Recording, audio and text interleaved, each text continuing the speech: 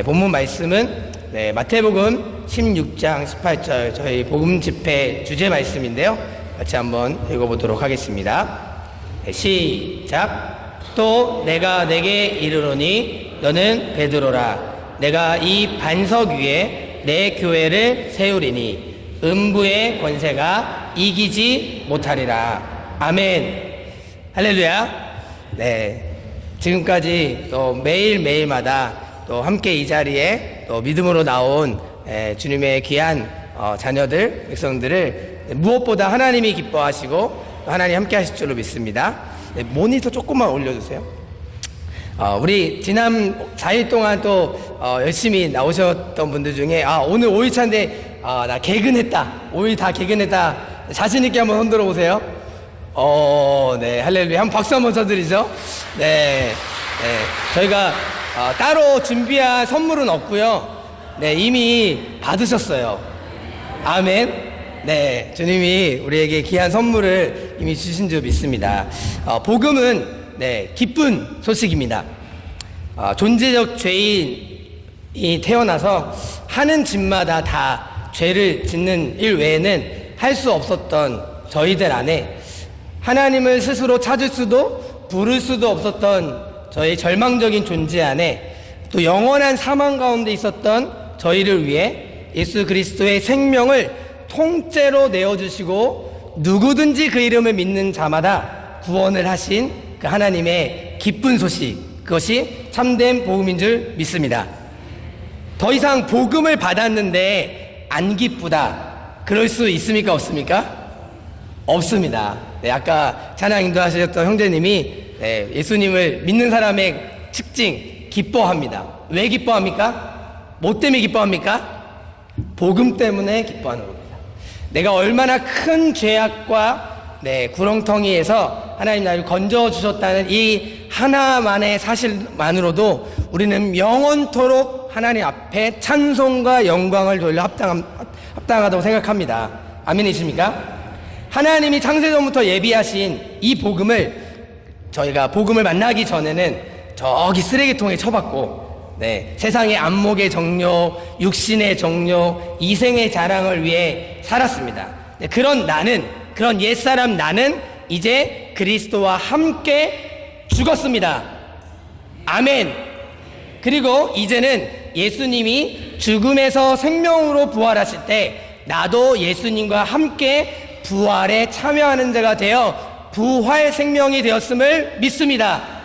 아멘이십니까? 우리 옆에 있는 분들에게 당신은 부활 생명입니다, 이렇게 한번 얘기하겠습니다.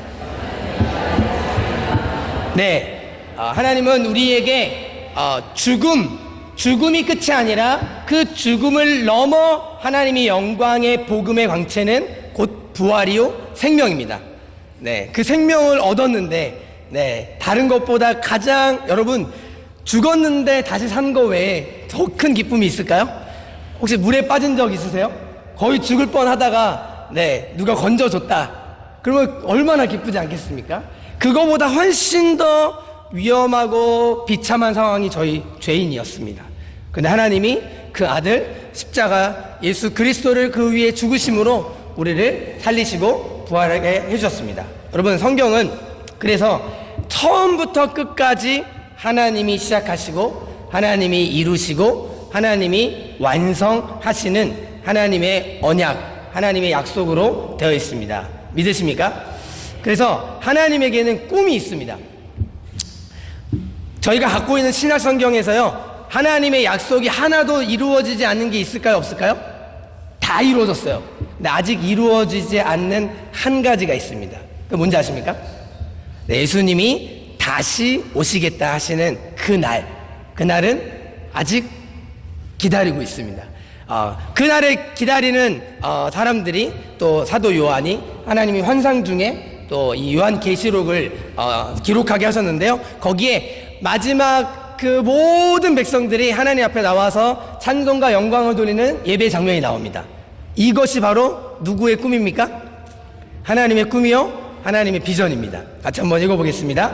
시작. 이후에 내가 보니 각 나라와 족속과 백성과 방언에서 아무도 능히 셀 수 없는 큰 무리가 나와 흰옷을 입고 손에 종려가지를 들고 보좌 앞과 어린 양 앞에 서서 큰 소리로 외쳐 이르되 구원하심이 보좌에 앉으신 우리 하나님과 어린 양에게 있도다 하니. 아멘.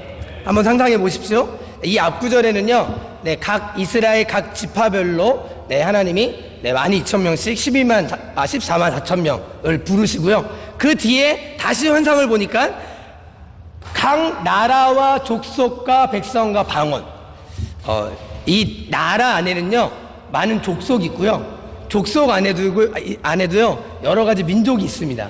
근데 같은 민족이라도요, 제가 예전에 중국에 가보니까요 티벳 민족이라고 하나인데요, 여기 마을이랑 저기 마을이랑 말이 50%가 달라요.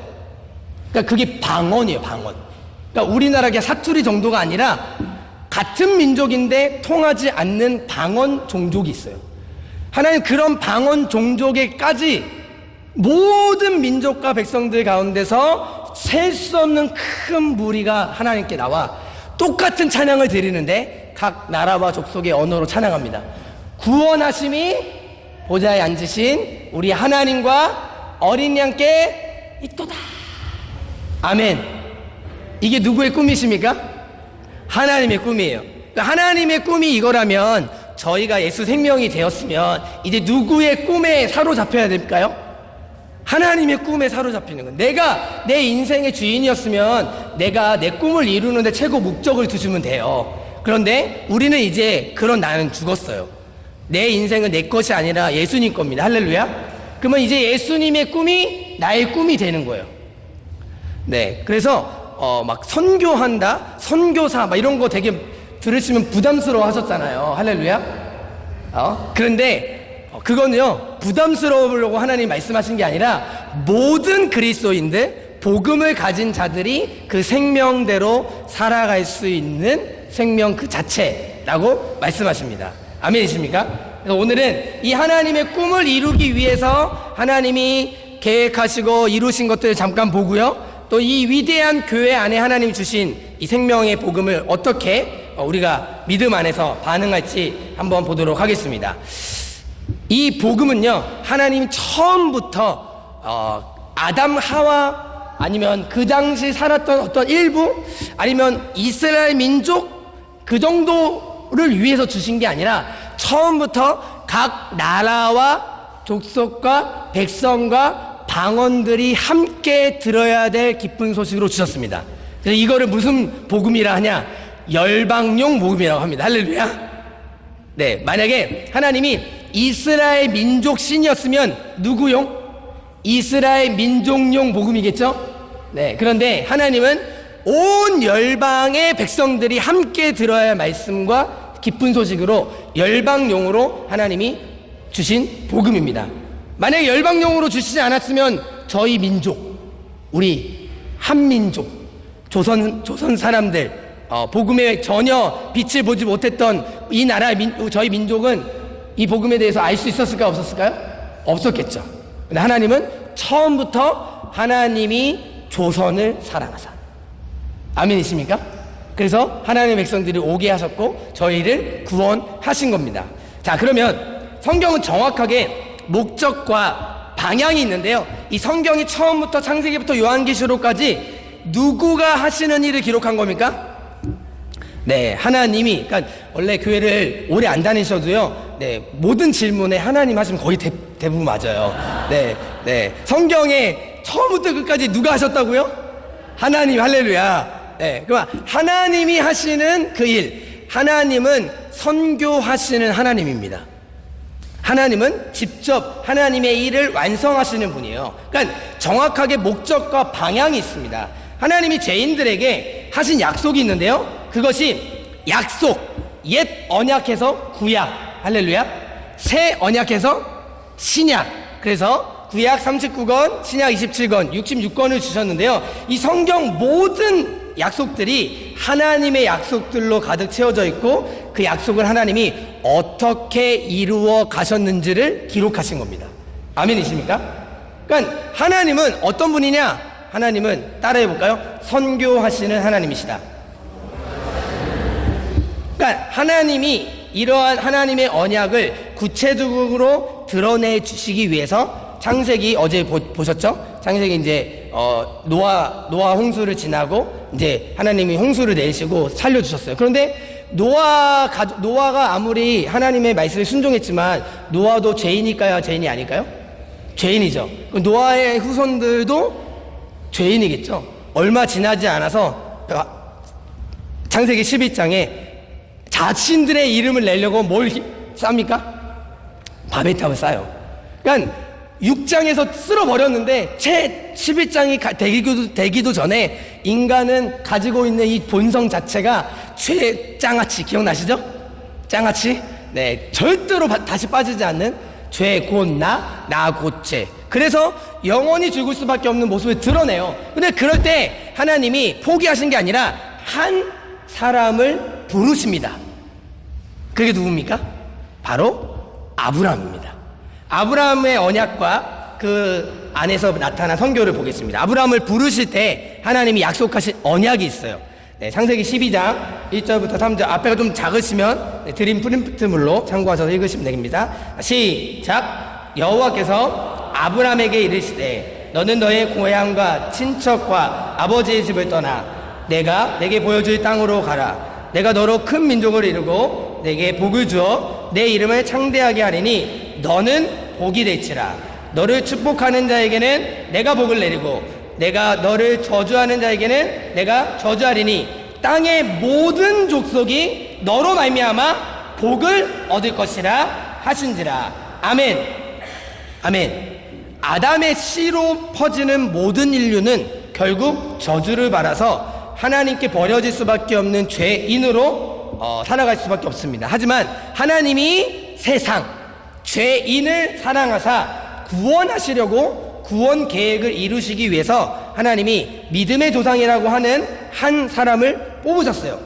근데 이 아브라함을 뽑으실 때 다른 자격이 아브라함에게 있었던 게 아닙니다. 하나님이 불러주셨어요. 여러분, 아브라함이 시험 봤나요? 혹시 면접을 봤나요? 네, 시험 보고 면접 봐서 뽑힌 게 아니라 하나님이 뭐 하셨다고요? 부르셨다. 제가 예전에 한번 말씀드렸어요. 부르셨다고 하는 뜻은, 하나님의 부르심이라는 것은 하나님이 먼저 아브라함을 믿음의 조상으로 만들어 주겠다고 한 하나님의 마음으로 그의 이름을 불러주겠다고 결정하신 거예요. 아브라함이 이때 부르심 받았을 때 아브라함이 믿음의 조상으로 살아가기 합당했을까요?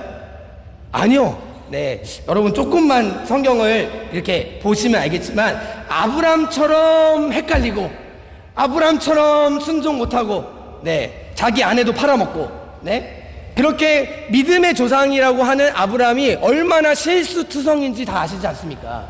근데 하나님이 어떻게 아브라함을 보시고 아브라함을 부르셨나? 그 아브라함에게 뭔가 선한 것이 있어서 부르신 게 아니라 하나님이 누구를 불러주셨다? 아브라함을 부르신 거예요. 할렐루야. 그러면 아브라함에게 능력이 있는 게 아니라 하나님에게 능력이 있는 거예요. 할렐루야. 적용해 봅시다. 아브라함이요. 네, 아브라함이 저 옛날 사람이지만 하나님 지금 오늘 누구를 부르셨습니까? 네, 나를 부르셨어요. 할렐루야. 그럼 나는 하나님 앞에 자격이 있어요? 없어요. 아무것도 없습니다. 제가 무슨 자격이 있습니까? 그런데 하나님이 우리를 불러주셨다는 말 자체가 내가 너희에게 마땅히 행할 것과 하나님이 약속하신 것을 이루어 주시겠다. 네. 그러니까 제가 예전에 제가 이제 선교사로 헌신하고 나서 선교사가 됐을 때 내가 언제 선교사로 헌신했지? 이런 생각을 한 적이 있었어요. 그런데 나중에 생각해 보니까 제가 중학교 3학년 때 그때 이제 경배와 찬양이라는 올레이션스 그 경배와 찬양 목요 모임이 있었어요. 저희 교회 전도사님이 거기를 항상 아이들을 목요일마다 네, 그 경배와 찬양 온누리교회 횃불회관 다니면서 찬양을 했는데 그 하스테반 선교사님이 항상 예배 마지막에 저 중국 땅을 위해서 하나님의 복음을 위해서 살아갈 사람 자, 두 손을 높이 들고 일어납시다 이렇게 막 이렇게 하셨어요. 그래서 제가 항상 그랬던 건 아닌데 어느 날 그때 무슨 정신인지 모르고 네, 제 정신은 아니었어요. 제 정신은 아니고 주님 정신으로 네, 제가 일어나가지고 주여 막 눈물을 흘리면서 저를 보내소서 막 나를 보내소서 막 이런 기도를 한 게 갑자기 생각이 난 거예요. 그러니까 하나님은요, 그때 중학교 3학년 때 제가 뭘 알겠습니까? 제가 그때 교회 다닌 지 2년밖에 안 됐거든요. 근데 제가 뭘 안다고 하나님 앞에 내가 선교사로 간다고 헌신했겠어요. 근데 하나님 그거를 들으시고 그걸 기억하셨다가 저를 그에 합당한 사람으로 하나님이 만들어 가셔서 그 땅을 보내셨어요. 제가 그걸 보면서 하나님이 하시는 일은 우리의 자격과 능력이 중요하지 않구나. 하나님이 부르시면 끝입니다. 할렐루야. 하나님은 지금 나이와 또 성별과 위치와 상관없이 지금 저와 여러분을 부르시는 줄 믿습니다. 아멘. 그래서 아브라함을 아브라함 되게 하시는 거 기억나시죠? 아브라함의 이름을 바꾸신 거. 자, 17장 4절 5절 시작. 보라, 내 언약이 너와 함께 있으니 너는 여러 민족의 아버지가 될지라. 이제 후로는 내 이름을 아브람이라 하지 아니하고 아브라함이라 하리니 이는 내가 너를 여러 민족의 아버지가 되게 함이니라. 아멘. 아브라함의 뜻이 뭐라고요? 여러 민족의 아비, 열국의 아비라는 뜻이에요. 여러분 잘 들어보세요. 아브라함을 부르신 게요, 아브라함 한 사람을 축복받게 하시려고 부르신 게 아니라 이 앞에 말씀처럼 아브라함에게 복을 주세요. 지금까지 여러분 복음 듣기 전에 이 복을 어떻게 생각하셨어요? 아브라함이 하나님 축복받아가지고 민족도 많아지고 재산도 많아지고 이런 생각하셨잖아요. 그 복이 아니죠. 하나님이 아브라함에게 주신 복은 하나님께 무릎 꿇고 하나님을 인식하고 하나님께 예배하는 삶이 복이었어. 할렐루야. 그러니까 우상을 섬겼었어요. 아브라함 가족이요. 그 우상 섬기던 곳에서 떠나게 하셔서 유일하신 하나님만을 섬기는 백성으로 아브라함을 만드신 이유가 있어요. 그 아브라함에게 복되게 하신 이유가 아브라함 한 사람을 위한 게 아니라 너로 말미암아 땅의 모든 족속이 복을 얻을 것이다. 그러니까 하나님이 아브라함을 부르실 때 처음부터 뭘 생각하신 거예요? 땅의 모든 족속. 땅의 모든 족속이 하나님의 복을 받게 하실 것을 기억하시고 계획하시고 이루시기 위해서 아브라함을 부르신 겁니다. 그래서 내 인생은 그냥 인생이 뭐 있겠어요? 그냥 밥 먹다가 또 자다가 그냥 죽는 인생이잖아요. 그러니까 이렇게 밥벌이 하다가 죽으려고 태어난 죄인이 아니라 우리의 잃어버린 하나님의 형상을 회복하면 이제 우리의 삶은 하나님의 부르심을 깨달아요. 여러분 오늘 이 시간에 여러분이 뉴질랜드 땅 왜 오셨습니까? 여러분이 여러 가지 이유 때문에 오셨을 거예요. 하지만 그 안에 누구의 부르심이 있는 거예요? 하나님의 부르심이 있는 거예요. 할렐루야. 그러니까 오늘까지 여기 이렇게 또 앉아 계시고 함께 이 자리에 또 믿음 안에서 순종해 오셨기 때문에 하나님이 우리를 향한 하나님의 뜻을 이루어 가시는 겁니다. 그래서 이제는 내 삶이 내 것이 아니라 하나님의 것이구나. 이걸 깨달을 때 우리가 얼마나 존귀하고 내 삶이 소중한지 깨닫게 되는 거예요. 아멘. 우리는요 그냥 되는 대로 살다가 죽을 인생이 아닙니다. 죄송하지만 원래 하나님의 계획이 있었어요. 무슨 계획이냐? 여러분이 첫날 여기 오셨을 때 어떤 마음으로 오셨는지 모르겠지만 다른 날 다 빼놓고 오늘만 왔다. 오늘만 왔다. 너무 잘 오셨어요. 오늘 이 말씀을 통해서 하나님의 계획이 드러나거든요. 자, 따라합시다. 저를 따라하겠습니다. 나는 되는 대로 살다가 죽는 인생이 아니다. 할렐루야. 이 말이 뭐냐? 이제 여러분들은 죄송해요. 여러분의 의지와 상관없이 여러분은 다 선교사예요. 아멘 안 하셔도 상관없어요. 그거는 아멘을 하든 안 하든 여러분이 복음을 받으셨으면 할렐루야. 복음을 전하는 삶을 사는 거예요. 그게 하나님의 계획이에요. 그러니까 하나님께서 우리를 부르셨다는 것은 복음 받아놓고 자기를 위해 살아. 그럴 수 없어요. 복음이 실제됐는데 내 영광을 위해 살아. 없어요. 그런 사람. 복음이 실제가 되면요 내 삶이 내 것이 아니라 주님 것이 되고 주님의 나라와 영광을 위해서 내 삶을 드리는 거예요. 내 시간과 내 물질과 내 모든 것을 하나님께 드려서 하나님의 영광을 위해서 살아가는 겁니다. 어떤 분은 저는 이제 80세인데요 저 이제 나이가 많았는데 죄송해요. 아브라함이 약속받을 때가 75세였어요 아직 젊으십니다 여러분들. 할렐루야. 그리고 나서 이 아브라함을 부르신 하나님이 큰 민족을 이루신다고 하셨는데요. 여러분 큰 민족이 되려면 인간적으로 생각하면 뭐가 많아야 돼요? 자녀가 많아야 되잖아요. 자녀. 아니 생각해보세요. 큰 민족인데 아브라함 혼자서 내가 큰 민족이다. 아, 너 무슨 큰 민족이야? 그러잖아요. 그러니까 큰 민족하면 자손을 많이 줘야 되는데 하나님이 약속은 어마어마하게 거의 막 뻥 수준으로 하셨는데 네, 실제로 안 주시는 거예요. 이 아브라함한테. 자, 여러분, 사람이요, 약속은 받았는데 안 이루어지면 그때 사람은 실망해요. 그리고 다른 인간적인 방법을 찾습니다. 그러니까 아브라함이 그러니까 그걸 기다리지 못했던 옆에 있던 사라가 자꾸 꼬셔가지고 또 여종을 줘가지고 이거 더 꼬이게 지금까지 이 사라의 이 우리 누님께서 네, 다 우리 조상이잖아요. 이 사라 이분께서 잘못된 선택을 하셔가지고 지금도 저 중동과 저 이스라엘이 싸우고 있는 거잖아요. 네? 그러니까 이 사람이 기다리지 못하고 하나님의 약속을, 그러니까 사람이요 계속 이 하나님의 약속을 기다리는 게 얼마나 어려운지 이 넘어지고 자빠지는 모습을 아브라함과 사라의 모습을 통해 볼 수 있어요. 그러나 하나님의 약속은 변함이 없습니다. 하나님의 약속은 취소되지 않습니다. 아멘이십니까? 그래서 하나님의 은사와 부르심에는 후회하심이 없다라고 말씀하셨잖아요. 그래서 아브라함과 사라가 스스로 할 수 있다고 생각할 수 있는 모든 가능성이 다 사라졌을 때 그때 하나님이 아들을 주세요. 왜 그러셨을까? 왜? 그 말씀이 로마서에 이거 제가 봤고 로마서에 기록되어 있습니다. 4장 17절에서 22절인데요. 제 앞에 보시고 같이 읽겠습니다. 시작. 기록된 바 내가 너를 많은 민족의 조상으로 세웠다 하심과 같으니 그가 믿은 바 하나님은 죽은 자를 살리시며 없는 것을 있는 것으로 부르시는 이시니라. 아브라함이 바랄 수 없는 중에 바라고 믿었으니 이는 내 후손이 이같으리라 하신 말씀대로 많은 민족의 조상이 되게 하려 하심이라. 그가 100세나 되어 자기 몸이 죽은 것 같고 사라의 태가 죽은 것 같음을 알고도 믿음이 약하여 지지 아니하고 믿음이 없어 하나님의 약속을 의심하지 않고 믿음으로 견고하여져서 하나님께 영광 돌리며 약속하신 그것을 또한 능히 이루실 줄을 확신하였으니 그러므로 그것이 그에게 의로 여겨졌느니라. 아멘. 아브라함이 어떻게 구원받았습니까? 뭐로 구원받았습니까? 믿음으로 구원받았어요. 그러니까 여러분, 구약 성경에 있는 하나님의 사람들이요, 예수님 오시기 전이잖아요.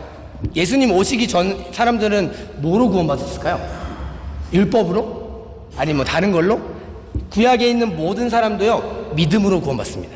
바랄 수 없는 중에 바라는 믿음.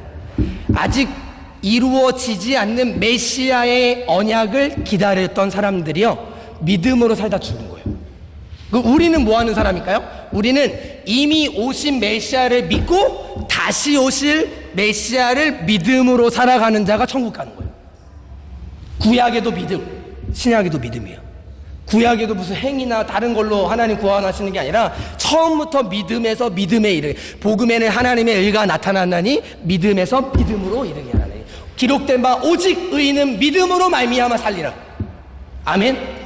그래서 이 믿음을 가르쳐 주시기 위해서 아브라함을 선택했는데요, 아브라함이 다 끝났어. 야, 이제는 하나님이 약속도 먹고 끝났어.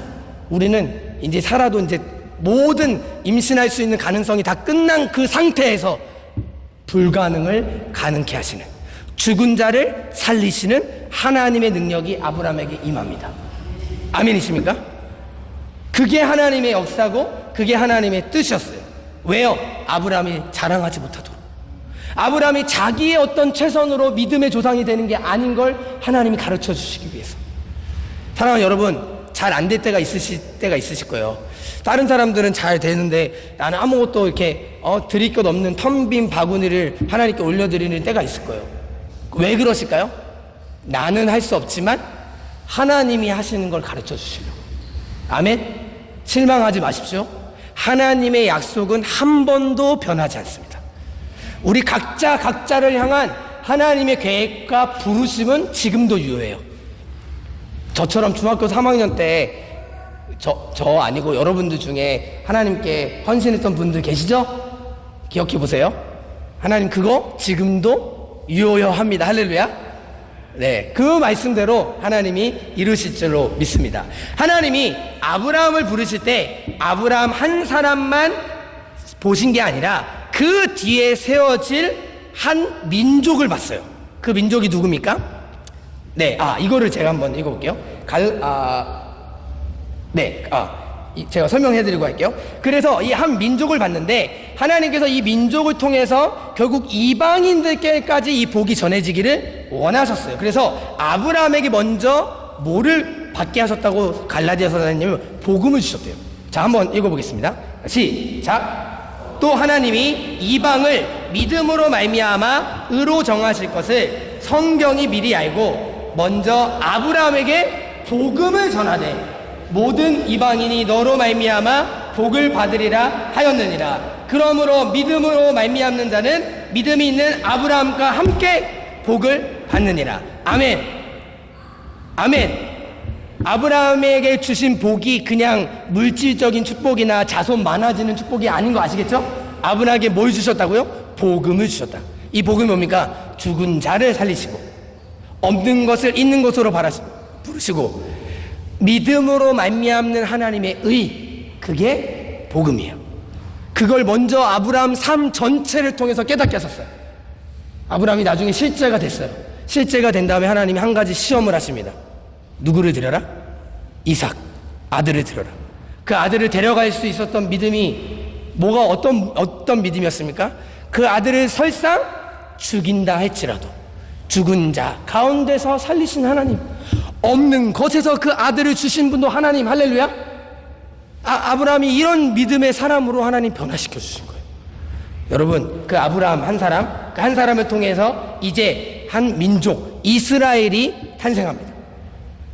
그 과정은 여러분 성경을 다시 보시면 되겠어요. 그리고 이스라엘과 어떤 이런 선교적인 관점이 있는가? 이스라엘을 부르실 때 하나님이 이런 말씀을 하십니다. 출애굽기 19장 5절 6절입니다. 시작. 세계가 다 내게 속하였나니 너희가 내 말을 잘 듣고 내 언약을 지키면 너희는 모든 민족 중에서 내 소유가 되겠고 너희가 내게 대하여 제사장 나라가 되며 거룩한 백성이 되리라. 너는 이 말을 이스라엘 자손에게 전할지니라. 아멘. 하나님이 이스라엘 백성들을 부르실 때 이스라엘 민족만을 구원하기 위해서 부르신 게 아니라 모든 세계가 누구에게 속했습니까? 아까 정답 알려드렸잖아요. 네, 정답 다 알려드렸잖아요. 자, 이 모든 세계가 누구에게 속했습니까? 하나님. 할렐루야. 세계가 다, 저 네 개가 누구겠습니까? 하나님 말씀하시는 거잖아요. 세계가 다 내 것이다. 그런데 너희를 택한 이유가 있는데 너희는 무슨 나라? 제사장 나라가 될 것이다. 제사장이 뭐 하는 역할이죠? 하나님과 백성들, 죄 지은 백성들과 하나님과 연결시켜주는 중보적인 역할이에요. 연결시켜주는 그 중간 하나님께서 중개자 역할을 제사장 나라로 삼으신 거예요. 여러분, 이스라엘 택하신 이유는요, 이 이스라엘 민족을 통해서 한 아들, 우리를 구원할 구원자가 나게 하시려는 그 계획을 점점 구체화시키시는 중입니다. 아멘이시죠?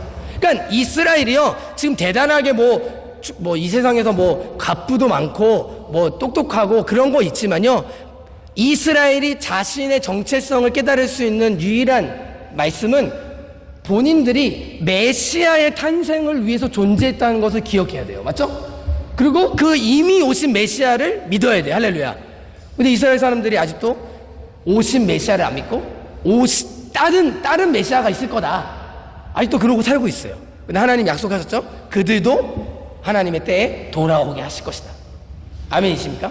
자, 그래서 아브라함의 언약은 이제 이스라엘이라는 나라로 이어지고요, 세상을 하나님과 연결시키는 중보적 공동체 제사장 나라로 이스라엘을 삼으신 겁니다. 그래서 이스라엘의 사명은요, 그 민족, 자기 민족만 잘 사는 것이 목적이 아니라 이스라엘 민족을 통해서 하나님의 백성으로 들어오지 않은 이방 민족, 이방인들이 그들로 하여금 함께 복음을 받을 수 있도록 하는 역할입니다. 아멘이십니까? 그러니까 이스라엘 공동체는 사명 공동체였고요, 선교적 공동체였습니다. 이해가 되십니까? 그러니까 이스라엘이 존재하는 목적 자체가 하나님의 복음이 전파되는 선교적 사명을 위해서 존재하는 거예요. 네. 그래서 이스라엘의 이 언약의 말씀이 이제 그 이후에 구약 성경 전체를 통해서 흘러가요. 여러분, 막 이스라엘 백성들이 나중에 포로로 끌려갔다가 막 돌아왔다 막 이러잖아요. 그거 잘 보세요. 이스라엘이 하나님의 사명을 잃어버렸을 때 하나님은 그들을 깨닫게 하시려고 이방 민족을 통해서 치세요. 그리고 다시 돌아오게 하시고 다시 성전을 짓게 하시고 다시 그 목적을 회복하게 하십니다. 그게 계속 반복돼요. 계속 반복. 자, 그런데 그리고 나서 이 이스라엘의 영적 계승이 점점 일어나다가 그 영적인 중보, 그러니까 하나님과 백성들 사이에 연결하는 통로가 되는 하나의 공동체를 하나님 세우시기 원하시는데요. 그게 뭡니까? 바로 교회입니다. 교회. 그래서 이 교회가 어떻게 탄생됐는지 오순절 성령 강림 우리 잘 아시는 말씀인데요. 이 예수님이 부활하신 다음에요, 이제 제자들과 이제 시간을 보내셨어요. 그랬는데 제자들에게 부활하신 주님까지 만났는데, 여러분 제자들이라고 생각해 보세요. 죽었는데요 살아났어요. 그 앞에 계세요. 그분의 말씀을 들었어요. 그럼 이 정도 되면은 변화돼야 되지 않겠습니까? 네. 그러니까 여러분이 지금 5일 동안 말씀을 들어도 변화를 안 받아도요, 하나님도 별로 마음을 안 어려우시고요, 저도 마음을 안 어려워요. 왜? 제자들이요 예수님과 같이 살았어요. 그리고 부활하신 주님도 봤어요. 그런데 그 부활하신 주님한테 뭐라고 물어본지 아세요? 아, 예수님 언제 이 이스라엘 나라를 회복하실 겁니까? 지금 제자들이요 아직도 무슨 생각에 사로잡혔냐면, 이 하나님이 온 민족과 열방의 하나님이 아니라 자기 민족의 신으로만 생각하고 있는 거예요. 그러니까 예수님이, 야, 그 때와 시기는 너네가 알 바 아니고 하나님만 아신다. 그리고 나서 이렇게 말씀하시는 거예요. 자, 시작. 오직 성령이 너희에게 임하시면 너희가 권능을 받고 예루살렘과 온 유대와 사마리아와 땅끝까지 이르러 내 증인이 되리라 하시니라. 아멘. 이 헷갈리고 그리고 이 정말로 자기밖에 모르는 이 제자들을 향해서 예수님이 마음껏 그들에게 선포하시고, 야, 내가 니들이 잘할 수 있을까 걱정하시면서 올라가셨을까요? 아니에요. 네, 걱정 안 하시고 올라가셨어요. 이유가 뭘까요? 네, 성령이 임하시면, 하나님의 영이 그들에게 임하시면 그들이 땅끝까지 이르러 하나님의 복음의 증인이 되게 하실 것을 믿었기 때문에. 아멘이십니까? 제자들이 잘나서 제자들이 열심히 해서 복음이 증거된 게 아니라요, 복음의 증인되게 하시는 유일한 통로는 성령입니다. 아멘이십니까? 여러분 성령을 받으셨습니까? 그러면 증인 되셔야 합니다. 증인되는 것이 성령이 우리 안에 임했다는 증거예요. 영적 이스라엘인 교회가 탄생될 때는 결국 예수 그리스도의 십자가의 구속의 완성이 이루어지고 승천하신 후에야 성령이 임하셨어요. 여러분, 온 인류를 향한 하나님의 구원 계획, 이 위대한 복음을요, 이제는 그 정말 오합지졸 같은 그 사도들한테 하나님이 맡기시고 가신 거예요. 여러분, 여기에 하나님의 마음이 있습니다. 어떻게 하나님께서는 이 위대한 복음을 이런 실수가 많고 그런 자기들의 연약함 가운데 넘어질 수밖에 없는 인간들에게 맡기셨을까? 만약에 이 위대한 복음을 완성시키는 주권이 인간에게 있으면 그거 큰일 나겠죠. 그런데 이 복음을 완성하시고 복음대로 살게 하시고 복음을 증거하게 하시는 주체가 누굽니까? 네, 하나님의 성령. 할렐루야. 하나님 그분이 우리 안에 임재하셔서 하시는 겁니다. 아멘. 자, 완전한 복음이 준비되었으니까 이제 이스라엘에게 주셨던 약속을 모든 심령들 가운데서 성령이 내주하셔서 복음의 증인되게 하시는데요. 여러분, 성령을 받았다, 이 말이 어떻게 죄인된 우리 안에 거룩한 영이 임할 수 있을까요? 성령이 어떻게 우리 안에 임할 수 있을까? 이거는요, 한 가지 사건이 완성되어야만 가능합니다. 자, 이 말씀이에요. 예수님 직접 하신 말씀입니다. 자, 시작. 명절 끝날 곧 끝날에 예수께서 서서 외쳐 이르시되 누구든지 목마르거든 내게로 와서 마시라. 나를 믿는 자는 성경에 이른과 같이 그 배에서 생수의 강이 흘러나오리라 하시니 이는 그를 믿는 자들이 받을 성령을 가리켜 말씀하신 것이라. 여기까지요. 배에서 생수가 흘러나올 것이다. 성령이다. 가로 쳐놓고 이렇게 얘기합니다. 시작. 예수께서 아직 영광을 받지 않으셨으므로 성령이 아직 그들에게 계시지 아니하시더라. 무슨 뜻입니까? 십자가에서 예수님이 대속의 심판을 완전히 받으시고 3일 만에 무덤 속에 있다가 부활하시고 나서 예수님이 승천까지 가셔야 이 영광을 받으신 후에야 성령이 드디어 우리 존재적 죄인 안에 예수 그리스도의 영으로 임마누엘 하시는 거예요. 아멘이십니까? 네, 이거 정말 이거를 깨달으시기 바랍니다. 십자가가 없는 성령 충만 없습니다. 십자가가 없는 성령의 은사 없습니다. 네, 십자가가 완성이 되어야 그제서야 성령이 우리 안에 임할 수 있는 거예요. 왜? 죄가 해결이 돼야 되기 때문에. 아멘이시죠? 여러분, 복음을 안다, 십자가를 통과했다, 그러면 성령이 이미 오신 거예요. 왜? 이 복음을 깨닫게 하시는 분이 바로 성령님이시기 때문입니다. 아멘이십니까? 그래서 예수님 십자가 지실 때 모든 제자들이요, 예수님 곁에 있었습니까? 두려워하며 다 떠났습니까? 다 떠났어요. 베드로는 부인까지 하고 저주까지 합니다. 그랬던 제자들에게 성령이 임하시니까요, 담대히 복음을 증거하게 되는 거예요. 야, 진짜 그때 그 베드로가 맞나 싶을 정도로 완전히 다른 사람이 돼가지고 사람들 앞에서 선포를 하는데요. 사도행전에요, 베드로 설교가 나오는데요. 그 설교를 듣는 사람들이 어떤 사람들이요? 그 당시 한 50일 전까지만 해도 그 극악한 사형수, 예수를 십자가에서 못 박았던 사람들이에요. 그 대상을 향해서 베드로가 얘기하기를 너희가 십자가에 못 박은 그 예수가 하나님이 우리를 위해서 보내신 구원자다, 그리스도다, 이걸 선포한 거예요. 할렐루야. 그랬더니 어떻게 됩니까? 몇 명이 돌아와요? 3,000명이 돌아와요. 3,000명. 누구의 역사입니까? 베드로가 설교를 좀 잘했을까요? 저 그러지 않았을 겁니다. 왜? 베드로 어부였잖아요. 뭐 배운 게 뭐가 있었겠어요. 네. 그런데 성령이 임하시니까 그 성령이 깨닫게 하시는 그 사람들로 하여금 우리가 죽인 저 예수가 우리의 그리스도라고? 거기에 하나님이 반응하게 하시고 깨닫게 하시는 거예요. 여러분, 말씀이 선포되는 자리에서 이 말씀은요, 선포자의 능력과 상관없이 하나님의 성령이 우리 각 사람에게 임하셔서 가르쳐 주시고 깨닫게 하십니다. 아멘이십니까? 그래서 베드로가 놀라는 거예요. 아니, 내가 전에는 3,000명이 믿고 세례까지 받았어. 세례까지. 그러니까 기록되지 않고 내가 예수 믿겠다고 얘기 안 한 사람은 더 많겠죠. 근데 세례 받은 사람이 3,000명이었어요. 그런데 여러분, 그때 내가 예수를 전하는 것뿐만 아니라 내가 예수님을 믿겠습니다고 하는 뜻이 무슨 뜻인지 아십니까? 그때요, 예수님을 믿겠다고 하는 뜻은 유대교의 이단이라고 취급했어요.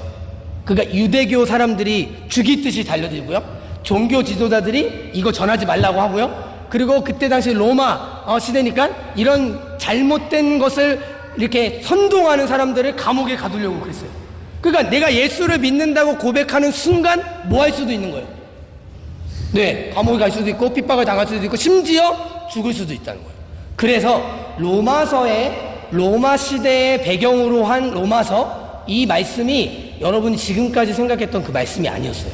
읽어보겠습니다. 시작. 내가 만일 내 입으로 예수를 주로 시인하며 또 하나님께서 그를 죽은 자 가운데서 살린 것을 네 마음에 믿으면 구원을 받으리라. 아멘. 어떤 사람이 복음 전해서 당신 예수 믿겠습니까? 네, 믿겠습니다. 저를 따라하십시오. 영접 기도에서 예수님을 입으로 고백한다고 구원 얻는다, 이 말씀이 아니에요. 내 입으로 예수를 주로 시인. 너 예수 믿으면 죽고 너 예수 안 믿으면 살려줄게. 사자를 며칠간을 굶주려서 원형 경기장에 그리스도인들을 가다 놓고 너 마지막 기회야. 네 입으로 예수를 부인하면 풀려나게 해줄게. 근데 그 자리에서 사자 밥이 될지언 내 입으로 예수를 주로 시인한다. 자기의 생명보다도 가장 귀한 것으로 고백한 그 고백이 그들을 하나님께서 보시고 구원하시는 거예요. 아멘이십니까? 그러니까 우리가 입으로 고백한다는 것이요 그냥 립 서비스가 아닙니다. 그러니까 하나님 앞에 우리가 찬송을 많이 하잖아요. 주님 나를 보내소서 이런 찬양 많이 하셨잖아요. 네? 주님 내가 여기 있사오니 나를 보내소서. 그 보내소서 찬양하신 다음에 가셨어요? 찬양하시고 안 가셨잖아요. 그러니까 우리는 맨날 죄송하지만 립 서비스만 하는 거. 하나님 보내소서 보내소서. 근데 진짜 가게 하지 마소서. 네. 그러니까 말로만 하지 이 말의 고백대로 살지 못하게 하는 게 이게 귀신 장난이에요. 네. 이제는 그런 나는 죽었습니다. 할렐루야. 하나님의 말씀 그대로 그 말씀 그대로 선포할 때 그 성령이 우리 안에 증인되게 하시는 그 역사를 주실 줄 믿습니다. 내 능력 아니라 누구 능력?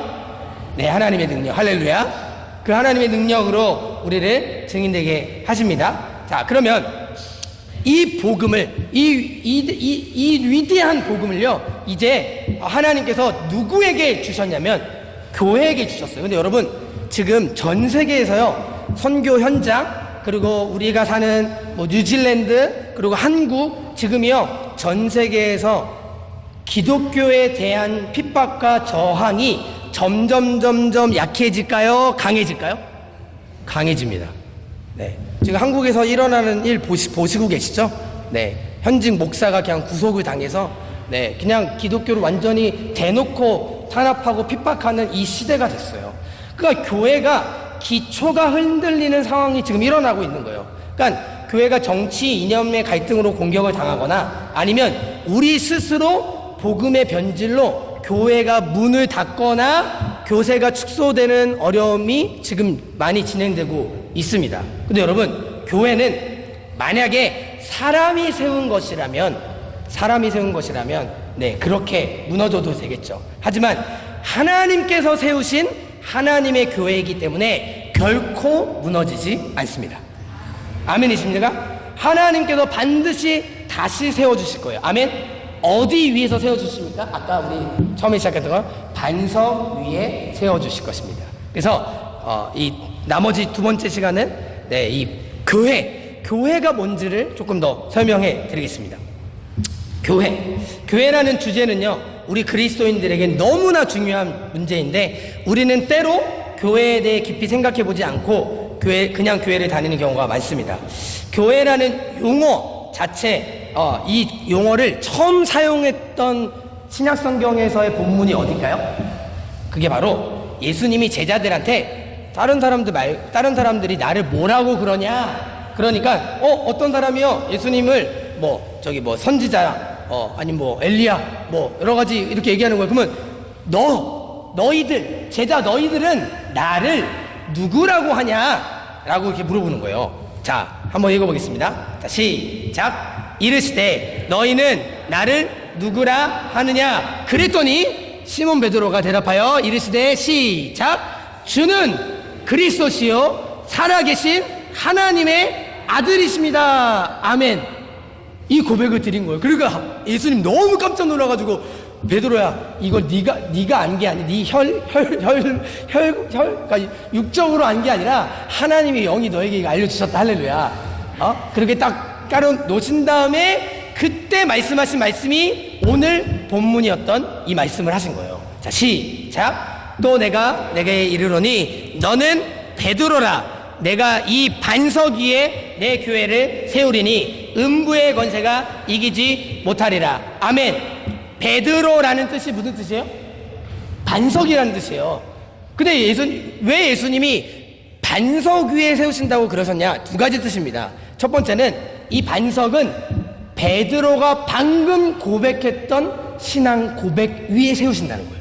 그 신앙 고백이 뭡니까? 주는 그리스도시요 살아계신 하나님의 아들. 그러니까 내가 교회로 교회, 이 교회는 건물이 아닙니다. 내가 교회로 부르심을 받은 사람은 동일한 고백을 하셔야 되는데요. 주는 그리스도시요 살아계신 하나님의 아들이시다. 아멘. 그 고백 위에 교회를 세우시고, 이 반석이 또한 나중에 이 반석이 누굽니까? 예수 그리스도십니다. 이 예수 그리스도가 교회의 반석이 되어 하나님이 세워주시는 거예요. 아멘. 근데 이 말씀을요, 저기 로마 카톨릭 사람들은요 헷갈려가지고 베드로가 반석? 이 반석 위에 교회를 세우신다고 하니까 베드로를 초대 교부로 세워가고요, 나중에 베드로의 영적 계승을 받은 사람이 지금 교황이에요. 그러니까 그 사람들은 자기 생각으로 그걸 세운 거예요. 근데 예수님 말씀은 그 말씀이 아니잖아요. 베드로가 대단한 사람이 아니라 베드로가 고백한 그 고백 위에 교회를 세우신다는 거예요. 아멘. 그러니까 여러분 다시 생각해 보면 하나님께서 이 교회라는 이 공동체를 세우시기 위해서 하나님이 반드시 예수가 그리스도라고 하시는 이 일을 하나님이 이루시는 거예요. 그럼 여러분, 교회라고 번역된 여기서 단어를 여러분 아시다시피 에클레시아라는 단어로 쓰여져 있는데요, 이건 이렇게 어디로부터 불러내다 라는 뜻이에요. 불러내다, 이런 뜻인데요, 하나님의 부르심을 받은 사람들이 교회예요.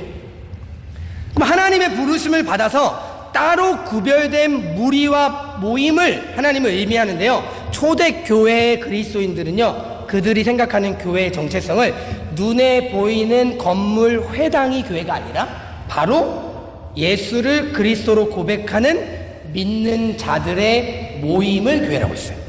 아멘이십니까? 그 고백은 지금도 동일합니다. 만약에 여러분, 저와 여러분들이 여기 없고요, 이 교회 예배당만 있으면 이게 교회예요, 교회가 아니에요? 교회가 아니죠. 영국에 있는 많은 교회들이 지금 어떻게 되신지 아시죠? 술집으로 팔리고, 이슬람 회당으로 모스크로 팔리고, 겉 모양은 교회인데 처음 목적 자체가 교회로 지어졌는데 모이는 사람이 없으니까 다른 모양으로 거기서 그 공간을 사용하고 있는 거예요. 그러니까 이게 교회가 건물이 중요한 게 아니라 그 안에 모여있는 사람들이 예수를 그리스도라고 믿고 있는가. 할렐루야. 그럼 반대로 이제 형제 자매들과 야외 공원 같은 데를 갔어요. 그래가지고 막 거기 사람들 막 이렇게 널리 떨어져 있어요. 한쪽 구석에서 또 모이고, 모일 때만 한 번은 또 가정에서 모였다가, 한 번은 무슨 어디 사업장에서 모였다가, 장소는 계속 바뀌어. 그런데 모이는 사람은 다 똑같아. 근데 다 모이는 사람들이 다 누구를 고백해? 예수님을 고백해. 할렐루야. 그게 교회예요. 그러니까 여러분, 이런 교회 예배당을 가지고 있지 않는 전 세계에 핍박받는 교회가 많습니다. 제가 중국에 있으면서 가장 크게 교회에 대한 이런 개념을 깨트려 주신 게 뭐냐? 교회 건물이 아니다. 한국과 이런 열려져 있는 복음이 전해진 곳에서의 교회 예배당을 가지고 있는 교회는요, 극히 드뭅니다.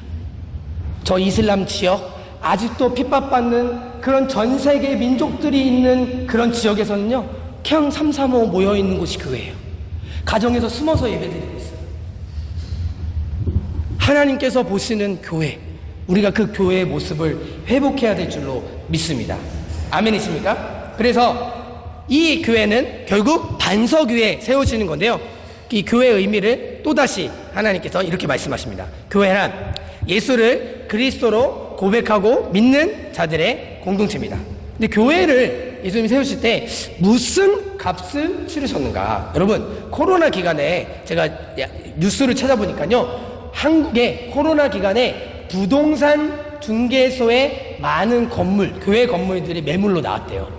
지금도 많이 나와 있고, 지금 많은 여러 작은 상가 건물부터 단독 교회 건물에 이르기까지 수천만 원에서 몇 억이 되는 교회 등 다양한 매물이 나왔다고 합니다. 그러니까 너무나 많은 사람들이 교회를 건물이라고 생각하니까, 이거 교회 얼마짜리야? 대형 교회 구축을 위해 쓴 돈이 이거 얼마지? 얼마 들었지? 여러분, 성경은 교회를 얼마짜리라고 하셨을까요? 자, 저를 따라합시다. 시작. 예수님 짜리 교회. 다시 한번요. 예수님 짜리 교회.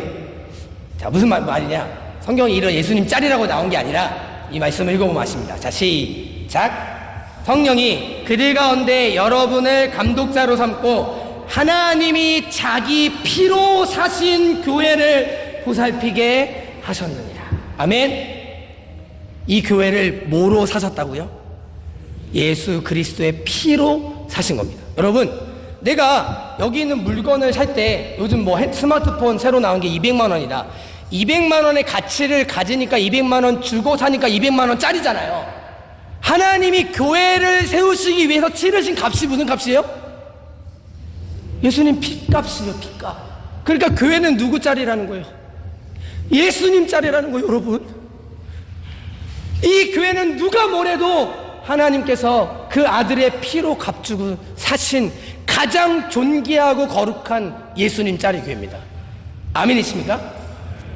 그래서 이 우리의 몸, 우리의 모든 이 교회, 그러니까 지금 이 교회는 건물이 아닌 걸 아셔야 돼요. 이 교회가 누굽니까? 저예요, 저. 우리예요. 우리가 하나님의 교회로 세워지시기 위해서 하나님이 치르신 대가가 뭐냐? 예수 피입니다. 내가 얼마짜리입니까? 예수님짜리. 자, 한번 따라합시다. 나는 예수님짜리. 할렐루야. 옆에 있는 사람 보고 당신은 예수님짜리.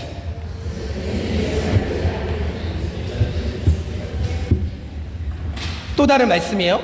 자, 시작. 너희 몸은 너희가 하나님께로부터 받은 바 너희 가운데 계신 성령의 전인 줄 알지 못하느냐. 너희는 너희 자신의 것이 아니라 값으로 산 것이 되었으니 그런즉 너희 몸으로 하나님께 영광을 돌리라. 아멘. 값으로 샀으니까 한마디로 주인이 계시다는 거예요. 그러니까 이 교회의 주인은 내가 아니라 누굽니까? 예수 그리스도입니다. 나의 주인은 누구십니까? 예수 그리스도입니다. 네, 교회 다니실 때요, 이게 답하실 때 첫 번째 하나님, 잘 모르겠으면 이제 예수님 하시면 돼요. 나중에 성령님 하면 대부분 맞아요. 네, 교회의 주인은 누구십니까? 예수님. 할렐루야. 네, 예수님이세요. 하나님께서 예수 그리스도의 피로 우리를 사셨기 때문에 우리의 가치가 예수님의 피값입니다. 온 우주의 창조자이신 하나님이 그 아들, 하나님의 아들이 교회를 세우시기 위해서 치르신 값이 예수 피값입니다. 그 피값 주고 산 은혜 입은 교회 절대로 망할 수가 없어요. 아멘.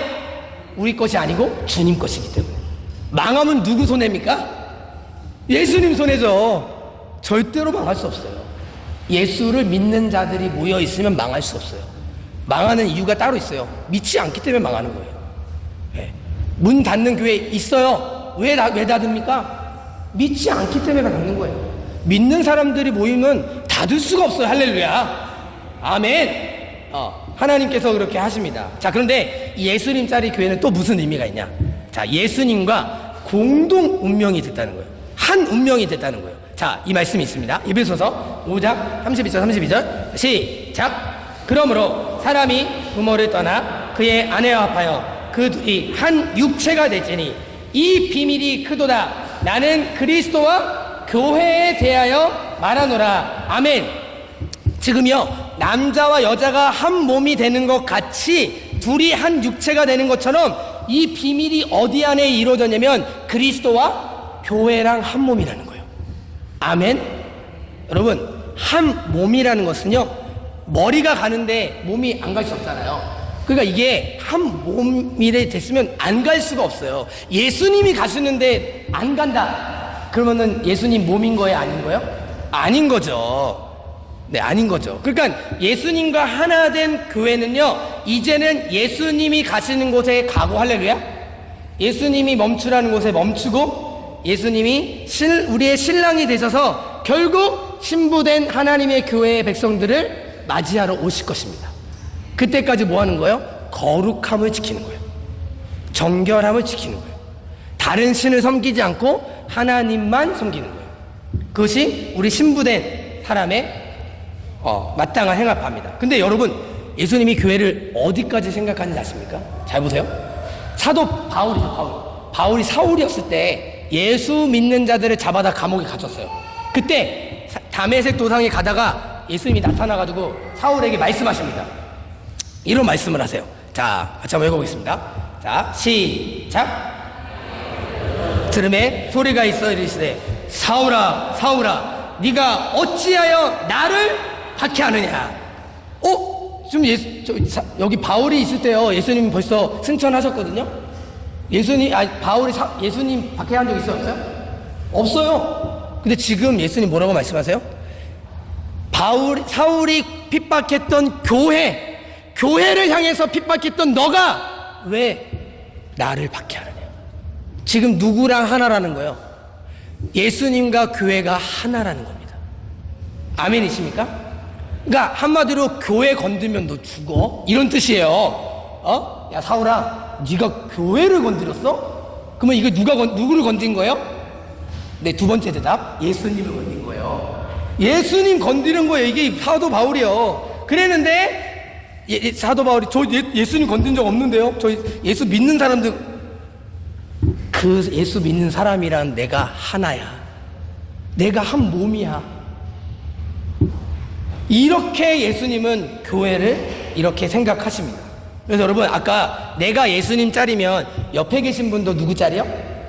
예수님 짤이. 옆에 있는 사람 건드면 누구 건드는 거예요? 네, 예수님 건드는 거예요. 할렐루야. 그러니까 사랑해 주셔야 돼요. 할렐루야. 네, 그러니까 우리의 눈이 바뀌는 거죠. 내가 예수님 짤이면 우리 옆에 우리 교회 공동체 안에 있는 모든 분들이 예수님 짤이구나. 부족하고 연약하고 자 그래도 다 예수님 짤이. 나 같은 놈도 주님이 다 쓰시는데. 할렐루야. 옆에 있는 사람 안 쓰시겠어요? 자꾸 헷갈려 한다, 자꾸 이상한 짓 한다, 그러면 기도하세요. 하나님 써주십시오. 마음껏 써주십시오. 할렐루야. 할렐루야. 네, 우린 다 주님께 쓰임 받아야 되지 않겠습니까? 그러니까 자꾸 그 사람한테 뭐라고 하지 마시고 하나님께, 주인이 하나님이시니까, 주인이시니까 마음껏 이 사람 써주십시오. 헷갈릴수록 더 크게 사용하십시오. 할렐루야. 아멘. 그러니까 죄송하지만 헷갈리고 계신 분들 주님이 다 나중에 다 정산하실 거예요. 너 이만큼 헷갈렸으니까 너 나중에 이만큼 나를 위해서 살아라. 주님이 이렇게 하게 하실 거예요. 할렐루야. 네. 자, 그래서 예수님은 교회를 이렇게 해서 예수님이 충만하시면 교회는 예수님으로 모든 것이고 예수님의 몸이고 만물을 충만케 하시는 충만이 있습니다. 할렐루야. 자, 그러면 교회가 예수님과 함께 운명이 됐으면 교회가 왜 존재할까요? 교회가 뭐 하는 곳일까요? 교회의 부르심은 뭘까요? 많은 교회가 요즘은 특히 이민자 교회예요. 저희가 이렇게 여러 가지 조사를 했을 때 이민자들 교회는 한국에 있을 때 교회를 안 다녔다가 어쨌든 커뮤니티가 필요하니까 교회로 들어온 사람들이 많아요. 그래서 이민자 교회에서는 사실은 이 커뮤니티를 형성하는 데 많은 목적을 두기 때문에 죄 이런 거 설명 안 합니다. 네. 그러니까 이 미국에 있는 이민 교회들이나 이런 역사를 보면 다 예수 믿고 들어오는 게 아니에요. 그냥 사람들 만나러 자기 목적 또 자기 사업하러 들어와서, 그러니까 그런 사람들 모여 있으니까 거기 사역하시는 목사님이 복음 못 전하는 거예요. 자, 그런데 여러분 잘 들어보세요. 이렇게 교회가 존재하는 목적, 그러니까 교회가 왜 존재하는지를 확실하게 예수님이 말씀하신 말씀이 몇 구절 있습니다. 그 말씀을 보겠습니다. 첫 번째, 아까 그 반석 위에 세워주시겠다 하고 그 바로 뒤에 있는 말씀. 자, 시작. 내가 천국 열쇠를 내게 주리니 내가 땅에서 무엇이든지 매면 하늘에서도 매일 것이요 내가 땅에서 무엇이든지 풀면 하늘에서도 풀리리라 하시고. 아멘. 천국 열쇠를 누구한테 주셨다? 우리한테 맡기셨다. 원래 이 천국 문을 여는 건 예수님이잖아요. 여러분, 키가 100개 있어도요 문에 맞는 키는 하나예요. 맞죠? 그러니까 100개 아무리 다양한 거 많이 써도요 예수님 빼고는 못 들어가요. 근데 그 천국 마스터 키를 누구한테 맡겼다고요? 우리한테 맡겼어요. 그러면 이 마스터 키로 뭐 하라고? 네, 뭐 하라고? 자, 하늘에서 풀면 땅에서 무엇이든 내면 하늘에서도 내일 것이고 땅에서 무엇이든 풀면 하늘에서 풀리라. 이게 뭐냐면 기도하라는 거예요. 기도. 예수 이름으로 기도하면 하늘에서 이루어진 것 같이 이 땅에서도 이루어지고. 할렐루야. 이 땅이 하나님의 나라가 임하는 그 열쇠를 주셨다는 거예요. 아멘이십니까? 그래서 내 집은 만민이 기도하는 집이라. 교회 부르심 첫 번째 뭐 하는 것이에요? 예수 이름으로 기도하는 거예요. 누구 뜻이요? 하나님 우리 자녀 대원 좋은 대학 가게 하시고 성공하게 하시고. 아니요. 교회 목적대로 하나님의 나라가 임하게 하십시오. 할렐루야. 그걸 기도하는 거예요. 두 번째, 예수님께서 하늘 보좌에서 이제 이 예수님 짤이 교회를 통해서 하시겠다고 하시는 것이 하나님의 뜻 안에서 이루시는 건데요. 이게 언제부터 계획돼서 언제까지 이루어지냐? 자, 이 말씀 읽어보겠습니다. 예배소서. 자, 시작. 영원부터 만물을 창조하신 하나님 속에 감추어졌던 비밀의 경륜이 어떠한 것을 드러내게 하려 하심이라. 이는 이제 교회로 말미암아 하늘에 있는 통치자들과 권세들에게 하나님의 각종 지혜를 알게 하려 하심이니 곧 영원부터 우리 주 그리스도 예수 안에 예정하신 뜻대로 하신 것이라. 아멘. 교회의 부르심 뭡니까? 하나님 속에 감추었던 복음의 비밀을 나타내게 하시려고. 뭐로 말미암아? 교회로 말미암아. 할렐루야. 저희를 통해서 하나님은 이 복음의 비밀을 나타내기를 원하십니다. 근데 이 복음의 비밀을 나타내는 것을 어디까지 나타내야 될까요? 어디까지? 예수님이 마지막 유언처럼 하신 명령이 있습니다. 이 교회의 부르심. 시작. 예수께서 나와 말씀하여 이르시되 하늘과 땅의 모든 권세를 내게 주셨으니 그러므로 너희는 가서 모든 민족을 제자로 삼아 아버지와 아들과 성령의 이름으로 세례를 베풀고 내가 너희의 분부한 모든 것을 가르쳐 지키게 하라. 볼지어다 내가 세상 끝날까지 너희와 항상 함께 있으리라 하시리라. 아멘. 부르심이 뭡니까? 땅끝까지 하나님의 모든 백성들로 하여금 제자를 삼아 하나님의 복음을 가르치고 지키게 하는 것입니다. 제자를 삼는 것입니다. 할렐루야. 그러니까 이 복음의 경륜을 실행시킬 수 있는 유일한 공동체를 누구로 주셨다고요? 교회로 주셨다고요. 왜 교회가 위대하냐? 지금 꼬라지는 별로 위대해 보이지 않아요. 지금 세상 사람들이 막 욕하고 막 하지만 이 위대한 교회가 될 수 있는 이유는 위대한 복음을 주셨고요. 할렐루야. 그 하나님의 부르심이 위대하시기 때문입니다. 우리 한번 외쳐볼까요? 위대한 복음, 위대한 교회, 위대한 부르심. 여러분, 하나님 안에서 이 위대한 부르심 가운데 나아가기를 소망하십니까? 그래서 이 위대한 부르심에 순종했던 사람들이 어떻게 살았을까요? 이 사람들이요, 복음을 받았어요. 복음의 내용을 받던 십자가야. 자기가 사는 게 아니라 예수님이 사시는 거예요. 그리고 나서 모든 제자들과 사도행전에 나오는 복음 전하는 사람들이 복음을 전하다가 어떻게 됐습니까? 순교했습니다. 복음의 내용도 십자가였고요. 복음을 전하는 방법도 십자가였어요. 왜 이렇게 하셨을까?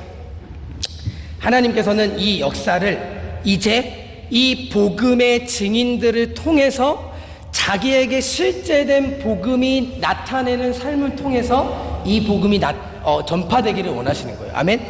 자, 그러면 복음의 내용도 십자가인데 복음을 전하는 방법이 뭐 다른 세상의 방법으로 인간의 방법으로 전해지면 되겠어요? 아니죠. 그래서 복음의 내용도 십자가면 전해지는 방법도 십자가인 거예요. 복음의 역사, 복음의 모든 힘은 결국 복음의 능력인 예수 그리스도 십자가의 도의 비밀 안에 있었습니다. 그래서 여러분, 그렇게 수많은 사람들이 믿음 안에서 나는 죽었고 예수님이 사시는 그 생명으로 예수 생명으로 복음 전하다가 거기 썩어졌어요. 그랬더니 끝난 줄 알았더니 뭐가 된지 아십니까? 거기에 또 다른 생명이 피어났어요. 그 생명이 또 다른 생명을 낳고 또 다른 사람이 또 다른 생명이 나서 사도행전에 그렇게 많은 교회들이 세워진 거예요. 근데 그 교회가 계속 퍼져서 하나님께서 온 민족을 구원하시는 하나님의 계획을 지금 2025년 오늘 9월 26일까지 해오신 거예요. 그러다가 누구에게까지 전해진 거예요? 다에게까지 전해진 거예요. 여러분, 제가 지금 복음을 받았다는 말은요, 누군가의 희생을 통해서 나에게 복음이 온 거예요. 누군가는 이 복음 때문에 자기의 목숨을 버렸고요. 누군가는 이 복음 때문에 자기의 가족을 묻었고요. 여러분, 한국에 양화진이라는 데 가면요, 양화진에 외국인 묘지가 있습니다. 그 외국인 묘지는 선교사들을 묻었던 선교사 무덤이에요. 여러분, 하나님이 이 복음이 전파되는데 이 아직도 흑암 중에 있었던 조선 민족을 보시면서 하나님은 이 민족이 하나님께로 돌아오기를 원하셨을까요? 안 원하셨을까요? 원하셨겠죠. 근데 하나님의 방법대로 하시려면 누군가는 와서 전해줘야 돼요. 그래서 하나님께서 먼저 중국으로 선교사님 보냈어요. 일본으로 보냈어요. 근데 우리나라는요, 죄송하지만 진짜 흉악했습니다. 흉악했어요. 지금 저 IS 이슬람 저 사람들보다 더 흉악했어요. 외국인 사람 배가 오면은 다 때려 부셨어요. 들어오지 못하게 하고, 그랬던 이 민족을 향한 하나님의 마음을 알았던 선교사들이 우리나라에 들어오기 시작했어요. 그리고 그분들의 희생과 헌신과 선교를 통해서 저희가 복음을 받게 됐습니다. 여러분, 지금 한국에요, 높은 곳에 밤에 올라가서 밤에 딱 보면 보이는 게 있습니다. 120년 전만 해도 복음을 듣고 한 사람도 구원을 얻는 사람이 없었던 조선 민족 땅에 하나님이 은혜를 주시고 저희들에게 이 복음을 알게 하신 겁니다. 여러분, 우리나라에 들어왔던 공식적으로 선교사로 들어왔던 선교사들은 그 아펜젤러 언더우드 선교사님 아시죠? 공식적으로 의사, 영어 선생님으로 들어왔던 선교사가 있었어요. 근데 그 전에 우리나라 최초의 선교사님이 있었습니다. 이름이 토마스 선교사, 혹시 아시나요? 이 토마스 선교사님은 원래 중국 선교사로, 영국 출신으로 중국 선교사로 런던 선교회 소속으로 가셨어요. 그랬는데 상해라는 곳에 도착하자마자 아내가 죽었어요. 풍토병으로 죽고 나서 너무나 마음이 슬프고 아내를 잃은 슬픔에다가 더 이상 나는 선교 못하겠다 해가지고 거기 현지에 세관에 취직을 한 거예요. 취직을 했는데 세관이면 국경이 맞닿아 있잖아요. 그러다가 그 세관을 일하다가 나중에 보니까 한국에서 천주교회의 핍박 소리가 들린 거예요. 조선이라는 땅이 있는데 거기에 엄청난 핍박이 있다더라. 그래서 이 사람 마음에 조선 민족이 어떤 사람일까? 라는 궁금증이 생겼고 그 국경을 넘어다니는 상인들이 있었어요. 이 중국과 북한 이렇게 맞닿뜨리는 그 상인에서 조선 사람을 만나기 시작했어요. 근데 그 중에 천주교인들도 만나고 그래서 조선말을 배우기 시작했습니다. 그랬는데 하나님께 그런 마음을 하나님, 하나님께서 기회를 주신다면 저 조선 민족에게도 복음을 전할 수 있는 기회를 주십시오 라고 기도했는데 드디어 미국 산성이었던 제너럴 셔머너가 한국으로 간다는 소식이 들려졌고 거기에 통역관을 뽑는다는 거예요. 통역관, 조선말을 할 수 있는 통역관. 그래서 이 토마스 선교사님이 지원을 했습니다. 그래서 통역관의 자격으로 이 제너럴 셔머너에 탔는데 이 제너럴 셔머너를 타기 전에 이 토마스 선교사님이 엄청나게 많은 것들을 준비했어요. 그게 뭐냐? 바로 한자로 된 성경책이었어요. 그때는 우리나라 언어로 번역되지 않은 성경책이 없어서 한자로 된 성경책을 잔뜩 실었어요. 그리고 나서 제너럴 셔머너가 이제 좀 이렇게 해안을 따라서 우리나라에 하는데 그때는 쇄국 정책, 외국 산선이 우리나라에 못 들어왔어요. 그러니까 퇴거하라. 근데 이 퇴거하지 않고 어쩌다가 같이 싸우게 된 거야. 그래가지고 이제 우리나라가 막 공격하고 그러면서 이제 배에 불이 났어요. 거기 있는 사람들이 다 이제 물에 빠져서 막 죽고 육지에 올라오면 팔로 베고 토마스 선교사님도 거기 차고 있었잖아요. 그 이제 막 어떻게 하나고 막 자기 있던 성경책을 막 육지로 막 던지고 품에 안고 드디어 육지로 올랐습니다. 그때 박충건이라는 한 사람이 이 토마스 선교사님 앞에 쓰고 이렇게 있는데 이 토마스 선교사님 한국 조선말로 떠듬떠듬 하나님이 조선을 사랑하셔서 예수님을 보내셨습니다. 그러니까 떠듬떠듬 그 말을 마지막 남기고 목배임을 당해서 순교하세요. 이 개신교 선교사로서의 최초의 순교자이셨습니다. 여러분, 조선은 안 되나 보다. 조선은 가망이 없나 보다. 라고 하나님이 이 땅을 포기하셨다면 저와 여러분도 여기 없었을 거예요. 근데 하나님의 역사는 여기부터 시작됐어요.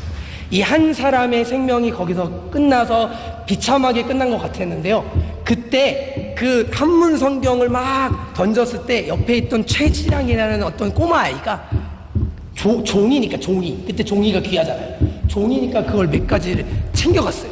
근데 이게 외국 사람이 남기고 간 걸 나중에 들키면 어떻게 돼요? 잡혀가잖아요. 그래가지고 자기 친척이었던 박영식이라는 이렇게 어른한테 드렸어요. 근데 그분이 그걸 보니까 한문으로 되어 있는데 종이니까 집에 도배를 한 거예요. 집에다 도배를 해가지고 이렇게 했어요. 그런데 나중에 이 사람이 이제 배운 사람이었거든요. 한자를 읽기 시작하는데 이게 성경이었던 거예요. 그래서 거기서 예수를 믿게 돼요, 이 사람이. 할렐루야. 그리고 나서 나중에 조선에 복음이 들어오고 이제 선교사님이 들어오는데 갑자기 어느 집에 예수 믿는 사람이 있는 거예요. 그래서 그때 선교사님들 통해서 이제 거기 있는 사람들이 세례를 받고 그 박영식이 있던 집이 널다리 교회가 돼요. 그 널다리 교회가 나중에 평양 대부흥이 일어났던 장대영 교회가 됩니다. 토마스 선교사님의 한 명의 순교를 통해서 하나의 미랄이 땅에 떨어져 그 생명이 죽은 것 같았는데 그 생명이 또 다른 사람들에게 정해졌고 나중에 이 박충건, 그 토마스 선교사님을 죽였던 박충건이요, 이 널다리 교회 최초의 장로가 돼요. 그래서 그 사람이 남긴 글 중에 이런 내가 서양 사람을 죽이는 중에 한 사람을 죽인 것은 내가 지금까지 생각할수록 이상한 감이 들었다. 내가 그를 찌르려고 할 때 그는 두 손을 마주잡고 무슨 말을 한 후 붉은 배를 입힌 책을 가지고 웃으면서 나에게 받으라고 권하였다. 내가 죽이기는 하였으나 이 책을 받지 않을 수 없었다. 그 한 명의 복음을 가진 증인을 통해서 이 나라, 우리 조선 땅에 복음이 들어왔고요. 그 뒤에 수많은 선교사님들이 들어와 복음을 전했습니다. 그래서 양화진이라는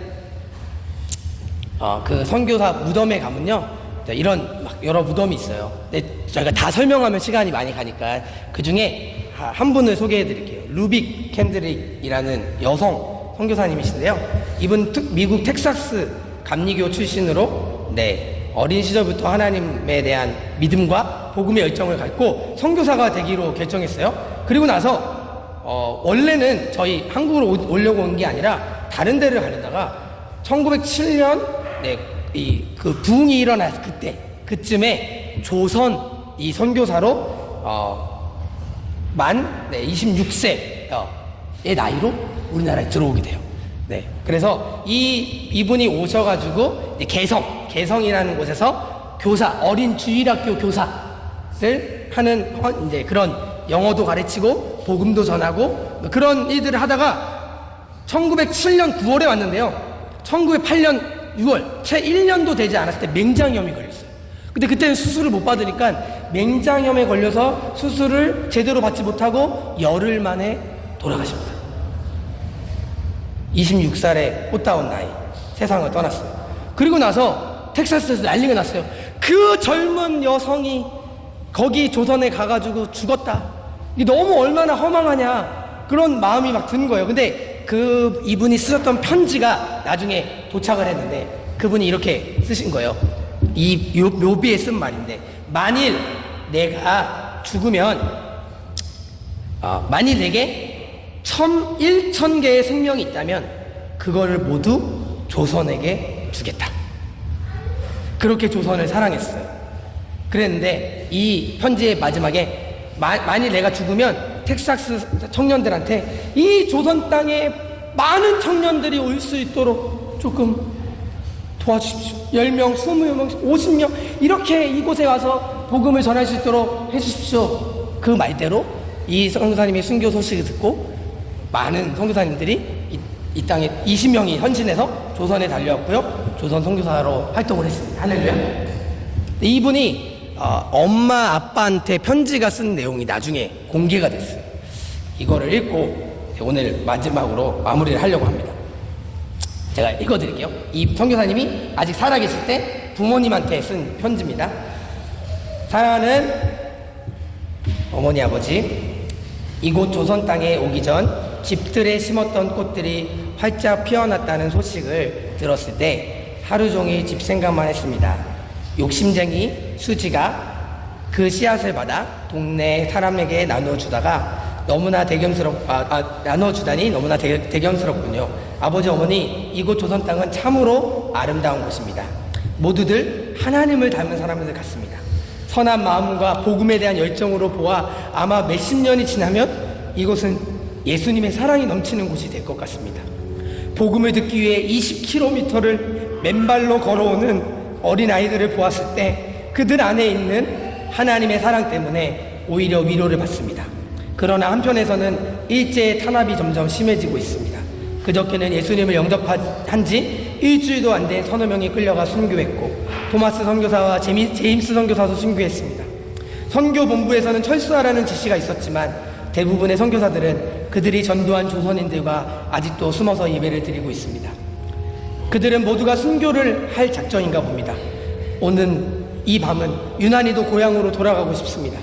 외국인을 죽이고 기독교를 증오한다는 소문 때문에 부두에서 저를 끝까지 말리셨던 어머니의 얼굴이 자꾸 제 눈앞에 어른 겁니다. 어머니, 아버지, 어쩌면 이 편지가 마지막일 수도 있습니다. 제가 이곳에 오기 전 뒤뜰에 심었던 한 알의 씨앗이 이제 내년이면 온 동네가 꽃으로 가득하겠죠. 그리고 또 다른 씨앗을 만들어 조선 땅에는 많은 꽃들이 피고 그들도 여러 나라에서 씨앗이 될 것입니다. 저는 이 땅에 저의 심장을 묻겠습니다. 바로 이것은 제가 조선을 향해 가지는 열정이 아니라 하나님께서 조선을 향해 가지신 열정이라는 것을 알게 되었습니다. 어머니, 아버지, 사랑합니다. 26세의 나이로 순교한 루빅 캔들이 선교사님의 편지였습니다. 예수님이 말씀하셨습니다. 내가 진실로 진실로 너에게 이르노니 한 알의 밀이 땅에 떨어져 죽지 아니하면 한 알 그대로 있고 죽으면 많은 열매를 맺느니라. 제가 복음을 알게 됐다는 것은 수많은 복음의 증인들이 복음 때문에 생명을 바쳤고 살았고 전해줬기 때문입니다.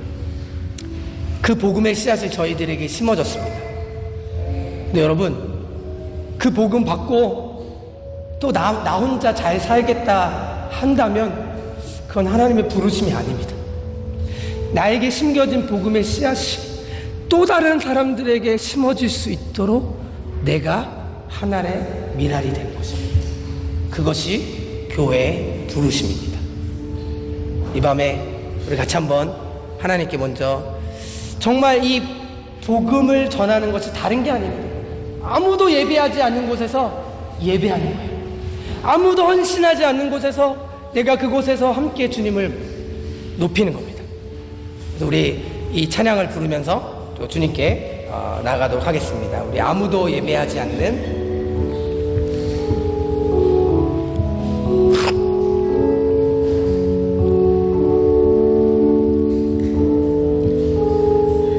주님의 마음으로 아무도 예배하지 않는 아무도